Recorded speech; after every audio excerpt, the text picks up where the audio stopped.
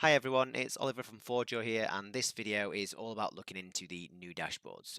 These have been released now to all of our customers. A load of customers are already getting value from them, so we'll have a look at how they're doing that.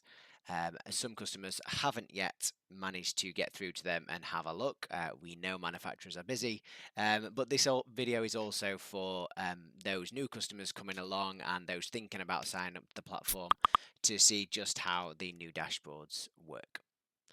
So let me head over to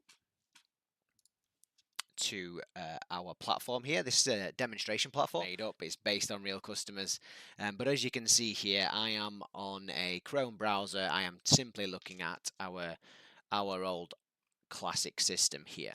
So we can see the old reports that existed.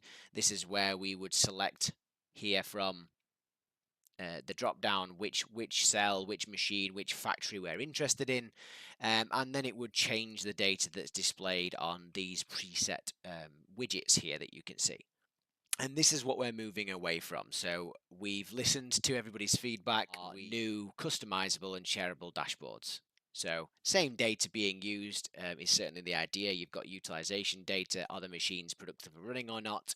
You've then got downtime data being captured from the tablets right by the operators. And that is all presented in a different way now. So all we're going to do is head through to those customizable dashboards via this purple button here. If you are an existing user, the first time you press this, if you haven't done so already, you will have to reset your password. Done, and then once you click through to the new customizable dashboards, you'll see you get through to a bit of a new login page there, and you can go ahead and log in to bring you through to it. When the information does load, we're presented with the general screen here, so we can see we've got an area on the left hand side where we can see we've got this dashboard section.